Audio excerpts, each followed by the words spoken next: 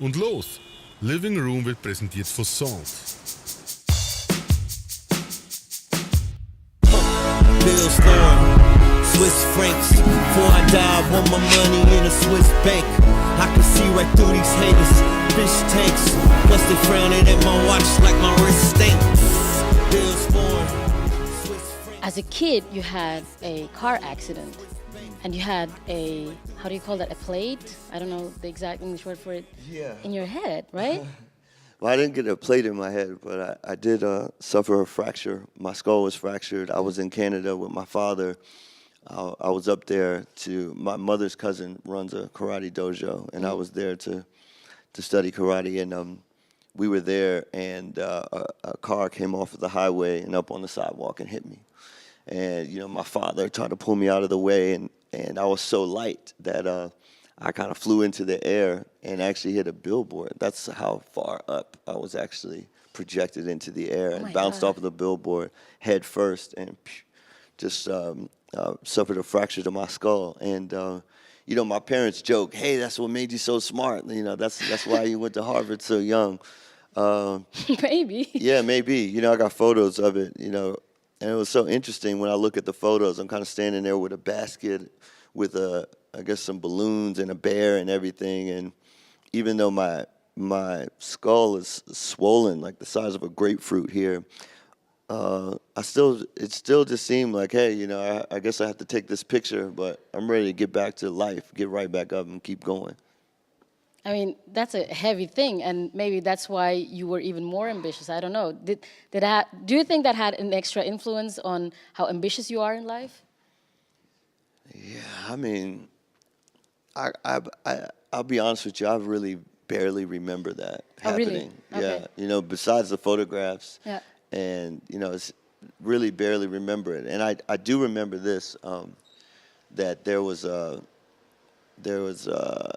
I was knocked unconscious, and there were two voices that I remember. One, I believe, was a police officer that woke me up and said, hey, just stay awake. And I remember waking up, opening my eyes, and just trying to make sure I could move my feet, because I said, oh man, I don't want to be paralyzed. This is what I'm thinking as a young child. I want to be able to run and play basketball, of course, and still do karate. So I would, move my feet, so I would make sure I can actually, send neurological signals all the way down to the full extremity of my body. And then I feel like I knocked out again, and then when I woke up again, it was a neurosurgeon or a neurologist. I don't know whether it was a surgeon or neurologist. And I remember at that point, it was something that I ran around saying all the time. Oh, I want to be a neurologist. So someone saved my life. I feel like I could save somebody else's life. And then I realized that you have to do what you love to do.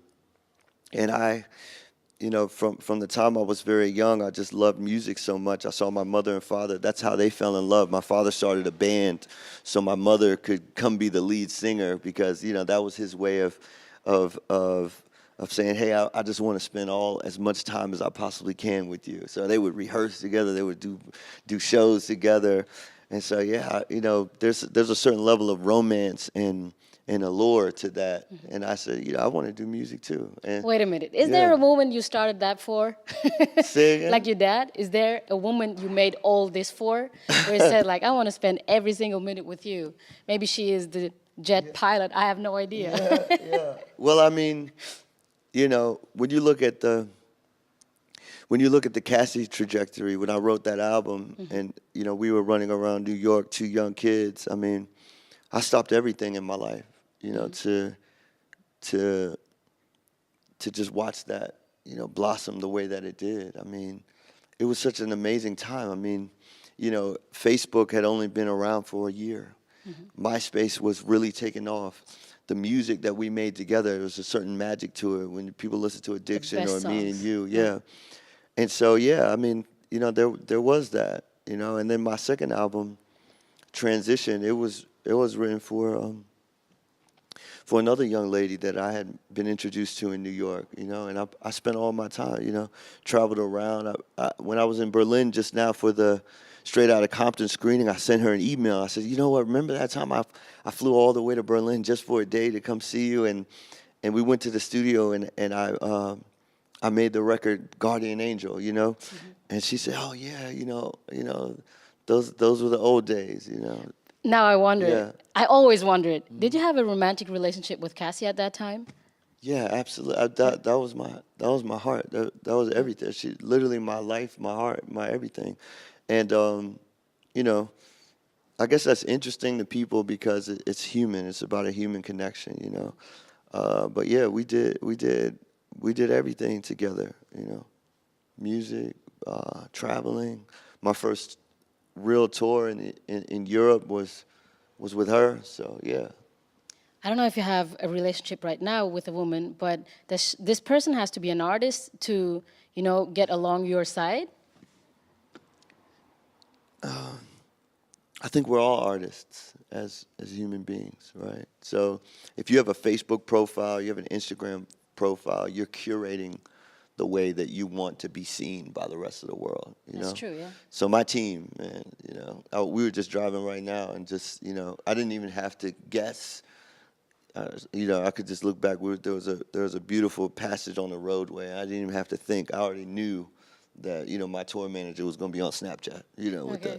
that, He's So, smiling yeah. back there, isn't he? Yeah, absolutely. I mean, he's a Snapchat king, And, I mean, we're all artists in certain ways. We want to be able to curate the way that people perceive us in life. I was just having a conversation with him last night. He said, oh, I need my own photographer, I need to post up pictures so people can see, what I'm doing, who I'm hanging out with. And, and so we're all artists. So I think that on a human level, it's just more about understanding, someone that understands and wants to work towards the same goal, which is to change as many lives as possible. And however that is, whether that's with music, whether that's with an example through business, whether that's through helping me build my technology company, whether that's through, raising children so that they can actually reach out and touch as many people as possible, whether that is through, philanthropy, I remember going with Kenza Ferrati, who was just my ace, like my partner for the years during Les Is More. We went to the Ivory Coast together to visit hospitals, and then we went back to America and we raised basically sent $1 million worth of medical supplies back to the Ivory Coast. I mean, I have so many dreams and so many goals and so many, and coming from a Salvation Army background, just so many ways in which I want to impact the world. So yeah, I mean, they don't necessarily have to be a singer or a dancer, but I think to be artistic and creative is just it's inspiring to me. But I'm also just inspired by just beauty in general. I mean, those girlfriends which are known, they were all models. They were looking absolutely fabulous, right? You have a good taste, I have to say. Thank you. Hey, I really hope that you will find that special someone like your dad found in your mother and, have beautiful babies and keep on doing great music. I mean, you promised us every month a song. Right. And you know what? We're at the end of the interview. I could talk to you for hours, I guess. And now, one last thing. I know the interview is over, sure. But I could keep talking. Yeah. The thing with the sleep, you have now a new way where you sleep 2 to 3 hours a night, and then you have the same amount of energy as I do, who sleeps at least 8 hours. Well, you can ask my team. I mean, that's not possible after so many years.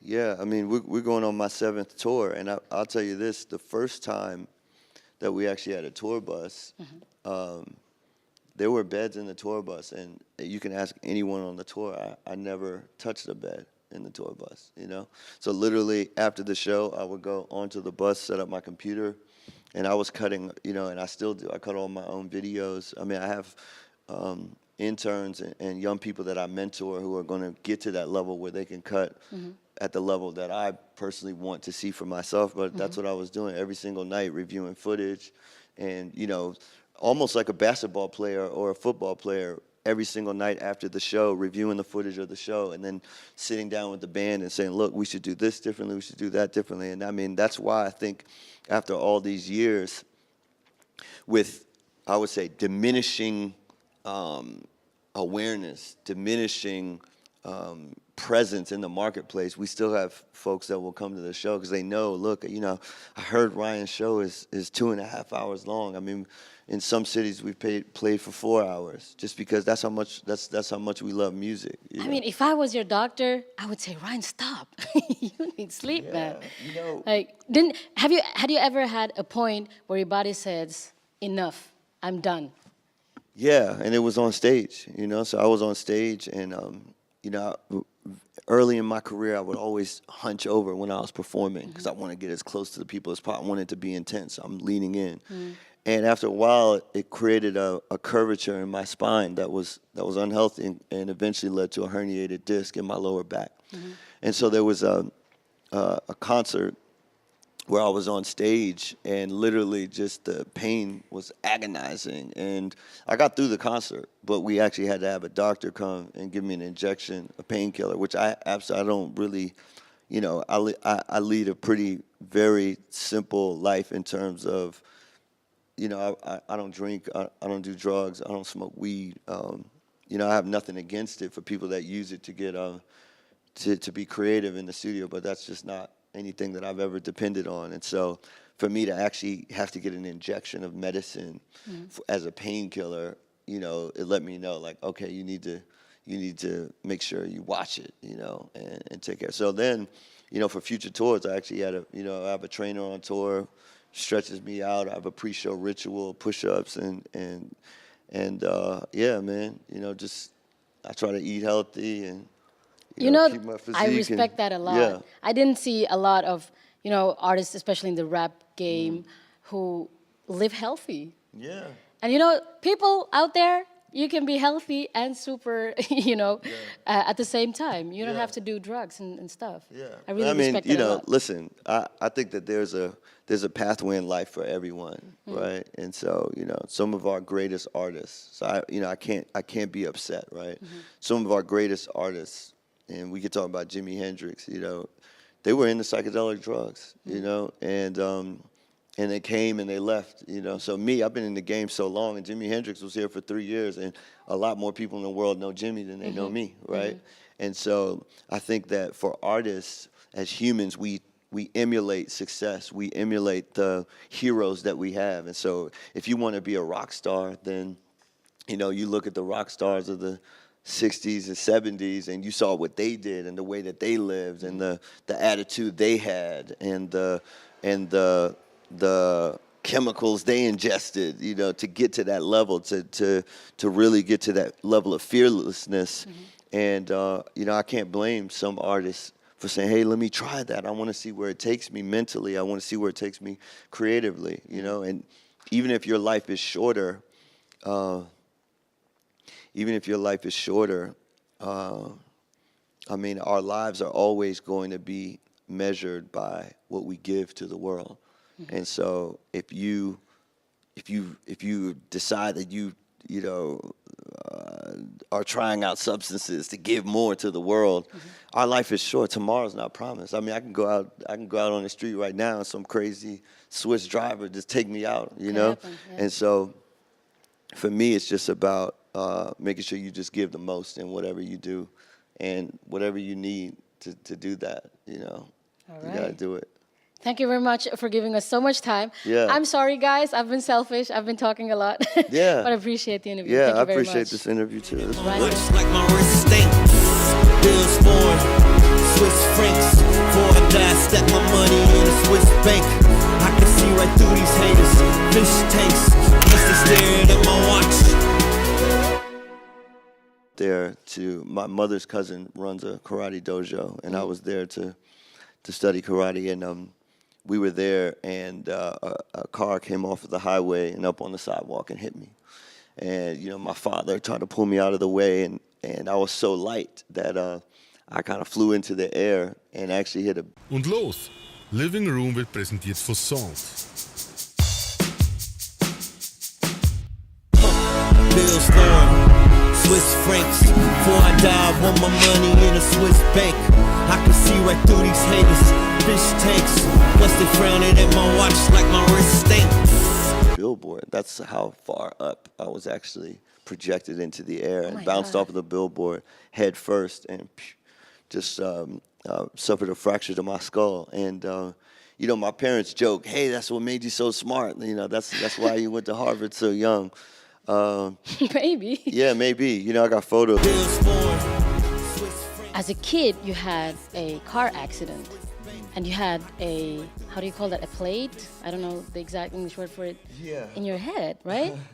Well, I didn't get a plate in my head, but I did suffer a fracture. My skull was fractured. I was in Canada with my father.